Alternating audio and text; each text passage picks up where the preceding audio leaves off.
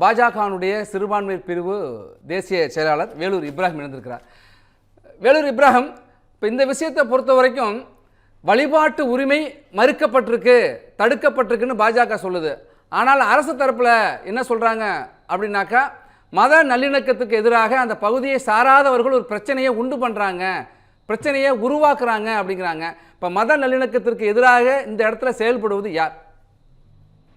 மத நல்லிணக்கம் என்பது இரண்டு சாரார்களும் அவரவருடைய வழிபாட்டை செய்யும் பொழுது ஒருவர் மற்றொருவருடைய வழிபாட்டை தடுக்காமல் இருந்தால் அதுக்கு பேர் தான் மத நல்லிணக்கம். ஆனா திருப்பரங்குன்றம் என்கிற புனிதமக்க மலையில் அங்க இருக்கக்கூடிய தர்கா வழிபாடு செய்யக்கூடியவர்கள் தீபத்தூணில் தீபம் ஏற்றக்கூடாது அப்படின்னு தடுக்கிறாங்கன்னா இது எப்படி ஒரு மத நல்லிணக்கத்தின் முன்னுதாரணமா இருக்க முடியும்ன்றதுதான் கேள்வி.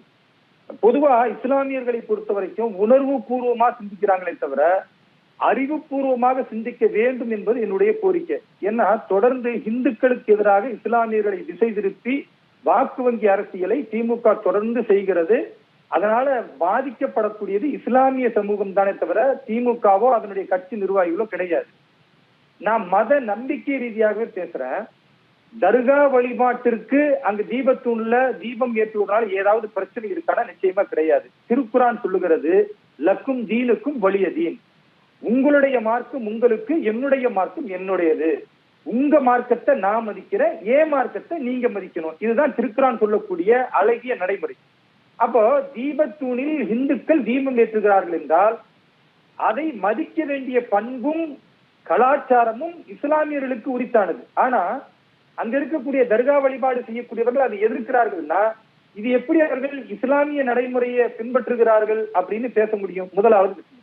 ரெண்டாவது, தர்கா வழிபாடு என்பது நம்முடைய பாரதத்தில் தான் இருக்கிறதே தவிர நீங்க சவுதி அரேபியாவிலேயோ அல்லது துபாயிலேயோ இன்னும் பிற அரபு நாடுகளிலே பார்க்க முடியாது. ஏன்னா இறந்து போனவர்களை வணங்குவது அல்லது இறந்து போனவர்களுக்கு ஒரு நினைவிடம் கட்டி அவர்களுக்கு மரியாதை செலுத்துவது என்பது அரபு நாடுகளில் உள்ள பழக்கம் கிடையாது. நம்முடைய பாரதத்தில் உள்ள இஸ்லாமியர்களிடத்துல தான் அது இருக்கு.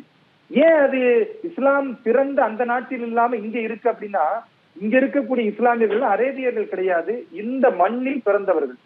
அவர் மூதாதையர்கள் யாரு? குப்பனோ சுப்பனோ தான் இங்க இருக்கக்கூடிய இஸ்லாமியர்களுக்கு மூதாதையர்கள். அப்ப முன்னோர்கள் எல்லாம் இந்துக்களாக இருந்து ஏதோ ஒரு சூழல் காரணமாக அவர்கள் இஸ்லாமிய மார்க்கத்தை தழுவி இருக்கிறார்கள். ஆனால் கூட இந்த மண்ணில பிறந்ததுனால இந்த மண்ணுடைய பண்பாடு, இந்த மண்ணுடைய கலாச்சாரம், இந்த மண்ணுடைய நடைமுறை அவர்களை பிரித்து வேறு நபர்களாக ஆக்க முடியாது என்ற காரணத்தினால இந்துக்களிடத்தில் இருக்கிற அந்த கொண்டாட்டங்கள், அந்த வழிபாட்டு முறைகளை அவர்களும் நினைவுபடுத்துகிறமாக தங்களுடைய மூதாதையர்களை நினைவுபடுத்தி இந்துக்கள் எப்படி ஒரு வழிபாடு செய்கிறார்களோ, ஒரு நினைவு தினத்தை கொண்டாடுகிறார்களோ, அது மாதிரி இஸ்லாமிய நம்பிக்கை எடுத்து சொன்ன பெரியவர்கள் இறந்து போயிருக்கிறார்கள் என்றால் அவர்களுக்கு ஒரு நினைவிடத்தை கட்டி அந்த நினைவிடத்துல ஒரு ஜோதியை, ஒரு விளக்கேற்றி அந்த விளக்கு அணையாமல் பார்த்துக் கொள்வதும், அங்கு இனிப்புகளை பகிர்வதும், அங்கு இறந்து போன அவரிடத்துல பிரார்த்தனை செய்வதும், இது எல்லாமே பாரதத்தில் உள்ள பண்பாட்டு கலாச்சாரத்தின் அடையாளமே தவிர அரேபிய கலாச்சாரம் கிடையவே கிடையாது. அப்போ இந்த மண்ணிற்குரிய கலாச்சாரத்தை பின்பற்றக்கூடிய தர்கா வழிபாடு செய்யக்கூடிய இஸ்லாமியர்கள் இதே மண்ணில் இருக்கக்கூடிய தீபம் ஏற்றக்கூடிய ஒரு வழிமுறை என்பது அது இந்து நம்பிக்கை என்பதை தாண்டி ஒரு ஜோதியை ஏற்றுவது எல்லோருக்குமான ஒரு கலாச்சாரத்தின் அடையாளம். நான் இன்னும் கூட சொல்றேன், திருக்குரான் சொல்லுகிறது, அல்லாஹு நூறு சமாவாத்தி ஒல் அர்த், இறைவன் எப்படிப்பட்டவன் என்றால் வானத்திற்கும் பூமிக்கும் ஜோதி வடிவமாக இருக்கிறான் அப்படின்னு இறைவனை ஜோதி வடிவமாக திருக்குரான் சொல்லுகிறது. இதையெல்லாம் ஏற்றுக்கொண்டிருக்க இஸ்லாமிய மக்கள், குறிப்பா தர்காவை வழிபாடு செய்யக்கூடிய அந்த மக்கள் இந்த ஜோதியை எதிர்க்கிறார்கள் என்றால் அப்ப அவர்கள் இஸ்லாமிய நம்பிக்கைக்காக எதிர்க்கல, அவர்கள் ஒரு அரசியல் செய்கிறார்கள். திமுகவுடைய பேச்சை கேட்டுக்கொண்டு எதிர்க்கிறார்களே தவிர தர்கா வழிபாடு செய்யக்கூடியவர்கள் தீப ஒளியை எதிர்க்கிறார்கள் என்றால் அது கேலி கூத்து மட்டுமல்ல. எல்லா தர்காக்களிலுமே தீப ஒளியை ஏற்றி அந்த தீபத்தின் அடிப்படையில் தான் நாங்கள் வழிபாடு நடந்து கொண்டிருக்கிறது என்பதை அந்த சிக்கந்தர் அவுலியா தர்கா எங்க சொல்றாங்களோ நீங்க அங்க உள்ள போய் பார்த்தாலே தெரிய முடியும். அதனால இது தர்காவில் உள்ளவர்கள் இந்த தூணில் தீபத்தை ஏற்றுவதை தடுக்கிறாங்கன்னா அது முழுக்க முழுக்க அரசியல் காரணமே தவிர ஆன்மீக நம்பிக்கையோ இஸ்லாமோ தடுக்கல. இது ஒண்ணு. ரெண்டாவது, வக்ஃபு வாரியம் தடுக்கிறது. வக்ஃபு வாரியம் எதுக்கு தடுக்கிறாங்கன்னா, இது எங்களுடைய இடம், எங்க இடத்துக்கு பக்கத்துல இவர்கள் ஏற்றுவது அது சர்ச்சையை உருவாக்கும் அப்படின்னா, இது அயோக்கியத்தனம் மட்டுமல்ல, இந்து மக்களுக்கு எதிராக இஸ்லாமியர்களை தேவையற்ற முறையில தூண்டி மதக்கலவரத்தை ஏற்படுத்துவதற்கு வக்ஃபு வாரியமே இன்றைக்கு முன்னின்று நடத்துகிறது. ஏன்னா அதுவும் திமுகவுடைய கைப்பாவையா செயல்படுகிறது. வக்ஃபு வாரியம் என்பது கடந்த 300 ஆண்டுகளுக்கு முன்னால் இந்த சொத்து வக்ஃபு செய்யப்பட்டிருக்கிறது அப்படின்னு சொல்றாங்க. ஆனா அதிகாரப்பூர்வமாக சுதந்திர பாரதத்தின் பிறகுதான் இது வக்ஃபு சொத்து என்ற கணக்கில் வருகிறது.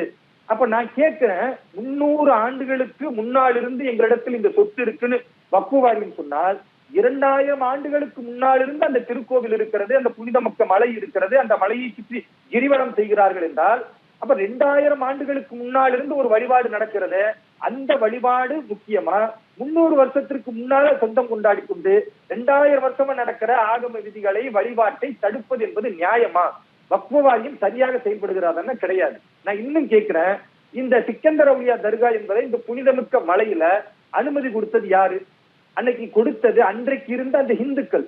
அன்னைக்கு இஸ்லாமியர்கள்லாம் இந்த மாதிரி இந்துக்களுடைய தீபத்தூள் ஏற்றும் பொழுது தடுக்கிறதோ அல்லது இந்துக்களோடு ஒரு வன்மமான முறையில நடந்து கொள்வதே கிடையாது. அன்றைக்கு தாயும் பிள்ளையுமா, மாமன் மச்சான்களா, அண்ணன் தம்பிகளாக அப்படித்தான் இருந்தாங்க. அந்த உறவு முறையில இன்னைக்கும் நீங்க மதுரையில பார்த்தா மாமான்னு கூப்பிடுவாங்க, மாப்பிள்ளன்னு கூப்பிடுவாங்க, அப்புன்னு கூப்பிடுவாங்க. அந்த உறவு முறை மதுரையில இந்துக்களுக்கும் இஸ்லாமியர்கள் மத்தியில இன்றைக்கும் தொன்று இருக்கிறது.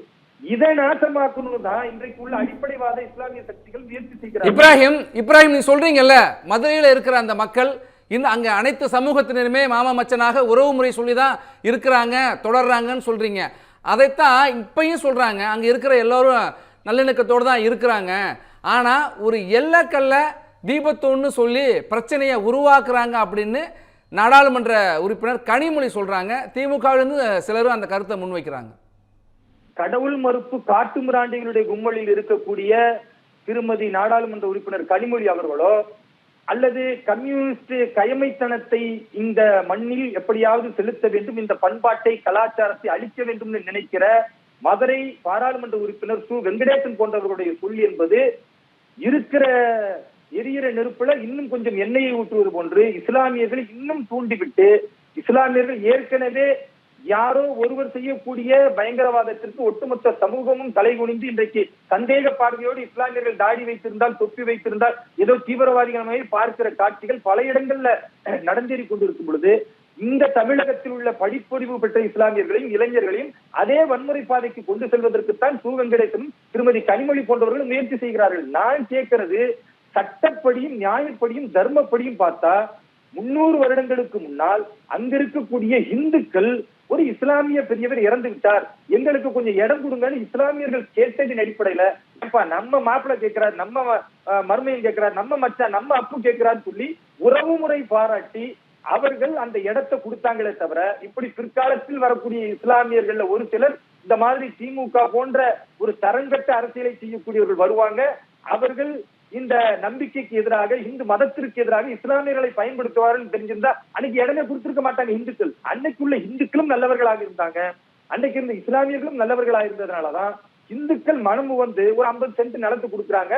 அந்த இடத்துலதான் அந்த தர்கா கட்டப்படுகிறது. இன்றைக்கும் இந்துக்கள் அந்த தர்காவில போய் ஒரு கூட்டு பிரார்த்தனையில கலந்து கொள்ளக்கூடிய காட்சியில நம்ம பார்க்கிறோம். ஒரு மத நல்லிணக்கத்தின் அடையாளமா பார்க்கிறோம். அப்ப இந்துக்கள் மத நல்லிணக்கத்திற்காக தர்காவிற்கு செல்கிறார்கள், பிரார்த்தனை பண்ணுகிறார்கள், அந்த தர்காவில் உள்ள வழிபாட்டை மதிக்கிறார்கள் என்றால், தர்காவில் உள்ள இஸ்லாமியர்கள் அருகில் இருக்கக்கூடிய தீபத்தூணில் தீபம் ஏற்றும் பொழுது இவர்கள் இஸ்லாமியர்களோடு சேர்ந்து அந்த ஜோதியை அவர்கள் ஏற்றும் பொழுது மகிழ்ச்சியோடு ஒரு குளிர்பானங்களை கொடுத்து ஒரு இனிப்புகளை வழங்கி 100 ஆண்டுகளுக்கு முன்னால் ஆங்கிலேயர்கள் தடை செய்த, ஆங்கிலேயர்கள் இந்த ஆன்மீகத்திற்கு எதிராக செய்த கொடுமைக்கு எதிராக நீதிமன்றம் தீர்ப்பளித்திருக்கிறது. இஸ்லாமியர்கள் வரவேற்கிறோம், நாங்கள் மகிழ்ச்சியோடு எங்களுடைய இந்து சொந்தங்களோடு எங்கள் தொப்புள்குடி உறவுகளோடு இந்த தீபம் ஏற்றும் விழாவை கொண்டாடுகிறோம் மகிழ்ச்சியாக அப்படின்னு சொல்லியிருந்தா அதுக்கு பேர் மத நல்லிணக்கம். ஆனா வக்ஃபு வாரியமும் தர்கா கமிட்டியும் திட்டமிட்டு இஸ்லாமிய நம்பிக்கைக்கு எந்த பாதிப்பும் ஏற்படாது என்றாலும் கூட தடுக்கிறார்கள் என்றால் இது திமுகவுடைய கைக்கூலியாகத்தான் வக்ஃபு வாரியமும் தர்கா கமிட்டியும் செயல்படுகிறதே தவிர, இவர்கள் செயல்படுவதன் மூலம் இந்து முஸ்லிம்களுக்கு மத்தியில் இருக்கிற நல்லிணக்கம் கெட்டு போய்விடும், மனக்கலவரம் வருவதற்கு அச்சாணியாக திமுக இவர்களை பயன்படுத்துகிறது. நான் 3வது ஒண்ணு சொல்றேங்க. ஐயா ஸ்டாலின் அவர்கள் தமிழக முதல்வர் ஒரு ட்வீட் பண்றாரு, ஒரு பேஸ்புக்ல முகநூல்ல ஒரு பதிவு போடுறாருங்க. அதாவது மதுரைக்கு மெட்ரோ தேவை, மதுரைக்கு எய்ம்ஸ் தேவை, அதையெல்லாம் பேசாமல் வேறு எதையோ பேசிக் கொண்டிருக்கிறார்கள் அப்படின்னு அவர் பேசுறாரு. ஒரு ஆன்மீக நம்பிக்கை உள்ளவனுக்குத்தான் அந்த நம்பிக்கை பறிபோகும் பொழுது, அந்த வழிபாட்டு முறை தடுக்கப்படும் பொழுது கோபம் வருமே தவிர, ஆன்மீக நம்பிக்கை இல்லாம கடவுளை நம்புபவன் முட்டாள், காட்டு மிராண்டி என்று சொல்லக்கூடியவர்களை பின்பற்றக்கூடிய ஐயா ஸ்டாலின் அவர்களுக்கு ஆன்மீகத்தை பற்றிய அந்த உணர்வு தெரியாது. அதனாலதான் அவர் மெட்ரோவை பத்தியும் அதற்கடுத்து எய்ம்ஸ பத்தியும் பேசுறாரு. நான் கேட்கிறேன், மெட்ரோ வர வேண்டும் என்றால் அதற்கான ஷரத்துக்கள் என்ன என்பதை மத்திய அரசு தெளிவாக ஐயா ஸ்டாலினுக்கு சொன்ன பிறகும் அதை நிறைவேற்ற முடியாமல் மழுப்பிக் கொண்டு இவர் மடைமாற்றக்கூடிய பேச்சை பேசுகிறாரே தவிர, அப்போ உண்மையான ஆதாரத்தை மத்திய அரசு கொடுத்தாருன்னா மெட்ரோ விஷயத்துல கொடுக்கல. அதுல இவருடைய முகத்திரை கிழிந்து தொங்குகிறது. எய்ம்ஸை பொறுத்த வரைக்கும் எய்ம்ஸ் மருத்துவமனை 2026ல துவங்கப்படவிருக்கிறது என்ற அதிகாரப்பூர்வ தகவல் வந்துவிட்டது. 2027 இருந்து இன்னும் சிறப்பான முறையில வெகுஜன மக்கள் போய் பயனடைய போகிறார்கள். அப்ப அதுவும் ஐயா ஸ்டாலின் அவர்களுக்கு தெரியும். ஆக ரெண்டுமே இவர் நடத்தக்கூடிய கோளாறான அரசியல்ல தவறாக பேசுகிறாரு தவிர எய்ம்ஸ் வரப்போகிறது. வேலூர் இப்ராஹிம் நம்ம தொடர்ந்து பேசலாம், நீங்க தொடர்ந்து இணைந்து இருங்க. நம்ம திரும்ப வேலூர் இப்ராஹிம் இணைந்திருக்கிறார். சார், பல வழக்குகளில் நீதிமன்றத்துடைய தீர்ப்பை காரணம் காட்டி நடைமுறைப்படுத்துவாங்க, இல்லாட்டி அடுத்த கட்டத்துக்கு போவாங்க, தீவிரப்படுத்துவாங்க. ஆனால் இந்த வழக்கை பொறுத்த வரைக்கும் 3 முறை உயர்நீதிமன்றம் உத்தரவிட்டது. ஆனாலும் கூட அதை ஏன் தமிழ்நாடு அரசு நடைமுறைப்படுத்தவில்லை? அதுக்கு பின்னாடி எதுவும் காரணம் இருக்கா? திமுக அரசை பொறுத்த வரைக்கும் மீண்டும் அவர்கள் 2026 தேர்தலை சந்தித்தால் பெரிய தோல்வியை சந்திப்பாங்க. ஏன்னா அவர்களுடைய வாக்குறுதிகள் நிறைய மக்களிடத்துல போய் சேரல, நடைமுறைப்படுத்தல, சட்டம் ஒழுங்கு சீர்கிட்டு இருக்கிறது, பெண்களுக்கு பாதுகாப்பற்ற சூழல் இருக்கிறது. அப்போ அவர்கள் கைவசம் இருக்கிற 2 ஆயுதம் என்னன்னா, ஒன்று சிறுபான்மை வாக்கு வங்கி, இன்னொன்னு தலித் சமூகத்தினுடைய வாக்கு வங்கி. தலித் சமூகத்திற்காக ஒரு அடையாளம்னு அவர்களே ஒரு சிலரை உருவாக்கி கொண்டு தங்கள் கையில வச்சிருக்கிறது மாதிரி, இஸ்லாமிய அடிப்படைவாத சக்திகளை சில தலைவர்களாக முன்னிறுத்தி, முஸ்லீம் லீக் போன்ற மதவாத அரசியல் பேசக்கூடியவர்களை முன்னிறுத்தி அவர்களையும் கையில் வைத்துக் கொண்டு எப்படியாவது ஆட்சியை பிடிக்க வேண்டும் என்ற வெறியோடு இருப்பதனாலதான் திட்டமிட்டு இஸ்லாமியர்களுக்கு மனதில் அச்சத்தை ஏற்படுத்த அயோத்தியை போன்று திருப்பரங்குன்றத்தை மாற்ற முயற்சிக்கிறார்கள். அயோத்தியில் நடந்தது போன்று உங்களுக்கு நடந்துவிடும் என்ற ஒரு அச்சத்தை திமுகவும் கம்யூனிஸ்டும் விடுதலை சிறுத்தை கட்சிகளும் தொடர்ந்து பரப்புகிறது. நான் என்ன கேட்கிறேன்னா, அயோத்தியினுடைய ராமஜென்ம பூமியில அங்கு 450 ஆண்டுகளுக்கு முன்னால் பிரம்மாண்டமாக கட்டப்பட்ட ஸ்ரீராமனுடைய ஆலயத்தை பாபர் அவருடைய ஆட்சியில் அவருடைய ஆளுமை அங்கு இந்துக்களை பயமுறுத்துவதற்காக இடித்து தரைமட்டமாக்கினார். அந்த இடத்துல மீண்டும் ராமர் கோவில் கட்டி இருக்கிறாங்க. ஆனா இங்க இருக்கிற திருப்பரங்குன்றம் என்பது இந்துக்களே முன்வந்து இஸ்லாமியர்கள் அன்றைக்கு கேட்டதின் அடிப்படையில ஒரு 50 சென்ட் இடத்தை கொடுத்திருக்கிறாங்க. அங்க அந்த தர்கா கட்டப்பட்டு அங்க வழிபாடு நடந்து கொண்டிருக்கிறது. இந்துக்கள் தானாக முன்வந்து கொடுத்த இடத்தை இந்துக்கள் எப்படி பறிப்பாங்க? எப்பொழுது இந்த மாதிரியான விஷமத்தனத்தை பரப்பினால் அப்ப இந்துக்களுக்கே கோபம் வருமா வராதா? நம்ம தமிழ்ல ஒரு பழமொழி சொல்லுவாங்கல்ல, இடத்தை கொடுத்தா மடத்தை குடிப்பாங்கன்னு. அந்த மாதிரி நாமும் தயவு கூர்ந்து அவர்களுக்கு கேட்டாங்கன்றதுக்காக அந்த இஸ்லாமிய பெரியவருடைய நினைவார்த்தமா அங்க ஏதோ வழிபாடு செய்யட்டும் இடத்தை கொடுத்தா, இன்றைக்கு நம்ம வழிபாட்டை 2000 ஆண்டு காலமாக ஒரு பாரம்பரியமாக நடந்து கொண்டிருக்கிற இந்த தீபத்தூண்ல தீபம் ஏற்றக்கூடிய இந்த தீப ஒளியே அவர்கள் தடுக்கிறார்கள். அதுவும் வருஷத்துக்கு ஒரே ஒரு நாள் ஏற்றக்கூடியதற்கு இவர்கள் தடுக்கிறார்கள் என்றால், அப்ப இந்த தர்காவை நாம கொடுத்தது தப்பாச்சு அப்படின்னு இந்துக்கள் வேறு மாதிரி புரிந்து கொண்டு எதிர்க்க ஆரம்பித்து விட்டால் அப்ப தேவையற்ற முறையில இங்கும் பதட்டம் வரும். இததான் திமுக எதிர்பார்க்கிறது. அதனால பதட்டத்தையும் பயத்தையும் திமுக விதைக்கிறது. நம்பிக்கையும் வளர்ச்சியையும் மட்டும்தான் பாரதம் கொண்டு வர வேண்டும் என்று பாரத பிரதமர் திரு நரேந்திர மோடி அவர்கள் சொல்லுகிறார். அதனால இஸ்லாமிய மக்கள் நம்பிக்கையும் வளர்ச்சியும் தேவை என்றால் தர்கா வழிபாட்டை எப்படி மதிக்கிறார்களோ அதுபோன்று இந்துக்களுடைய தீபத்தூணில் தீப ஒளி ஏற்றுவதையும் மதிக்க வேண்டும், போற்ற வேண்டும். அந்த நிகழ்வில் கலந்து கொண்டு அந்த இந்து மக்களோடு வாழ்த்தி ஒன்றோடு வேலூர் இப்ராஹிம், நம்ம நிறைவு பதிவுக்கு வந்துட்டோம். உங்க நிறைவு கருத்தையும் பதிவு பண்ணுங்க. இனியாவது ஆக்கப்பூர்வமா இந்த அரசு என்ன செய்யணும்னு எதிர்பார்க்குறீங்க? தமிழ்நாடு அரசு அரசை பொறுத்த வரைக்கும் எப்படி வேண்டுமானாலும் ஆட்சிக்கு வருவதற்கு கலவரத்தை உண்டு பண்ண இஸ்லாமியர்களை தூண்டிவிடக்கூடிய செயலை திமுக செய்யும். அதுல எந்த மாற்று கருத்தும் இல்லை. ஆனா இஸ்லாமியர்களுக்கு நான் வைக்கக்கூடிய கோரிக்கை, மதமென பிரிந்தது போதும் என்று பாட்டு போட்டு நாடகம் ஆடுவதை விட நேரடியாக தன் தொப்புள் கொடி உறவு நம்முடைய முன்னோர்கள் இந்த பாரம்பரியத்தில் இருந்தார்கள், அவர்கள் இந்த தீப ஒளி ஏற்றினார்கள். நாம் மதத்தால் வேறுபட்டு வழிபாட்டு முறையால் வேறுபட்டாலும் நம்முடைய சந்ததி, நம்முடைய முன்னோர்கள் எல்லோரும் இந்துக்களாக இருந்திருக்கிறார்கள். அவர்களுடைய மாண்பை, அவர்களுடைய வழிபாட்டு முறையை மதிக்க வேண்டும் என்று நினைப்பதுதான் உண்மையான இந்த பாரதத்தின் இஸ்லாமியனுடைய அளவுகோல். அதை நிச்சயமாக இஸ்லாமியர்கள் ஏற்றுக்கொண்டிருப்பதனாலதான் இந்த பாரதத்தில் இருக்கிறாங்க. இந்த பண்பாடும் கலாச்சாரமும் நம்பிக்கையும் எங்களுக்கு வேண்டாம்னு தூக்கி எறிஞ்சவெல்லாம் பாகிஸ்தானுக்கு போயிட்டான்.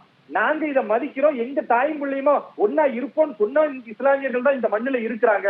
அதனால் இந்த மண்ணில் உள்ள இஸ்லாமியர்கள் தீபத்தூணில் தீப ஒளி ஏற்றுவதை வரவேற்பார்கள். தடுக்கக்கூடியவர்களாக இருக்கக்கூடியவர்கள் ஒரு சிலர், அந்த ஒரு சிலரும் திமுகவுடைய கைக்கூலிகளாக கம்யூனிஸ்ட் கயவர்கள் பின்னால் இருக்கிறார்களே தவிர அவர்கள் இஸ்லாமியர்களுடைய அடையாளம் இல்லை. வக்ஃபு வாரியமும் அந்த எந்த தர்கா கமிட்டி இருக்கிறதோ இரண்டும் திமுகவுடைய பேச்சை கேட்டுக்கொண்டு ஆடுகிறது. அது ஒட்டுமொத்த இஸ்லாமியர்களுக்கு தலைகுனியக்கூடிய செயலை செய்கிறது. வன்முறையை தூண்டக்கூடிய செயலை யார் செய்தாலும் அதை பொறுத்துக் கொள்ள முடியாது. சட்டம் அதன் கடமையை செய்ய வேண்டும். நீதிமன்ற தீர்ப்பை திமுக ஆட்சி மதிக்க வேண்டும்.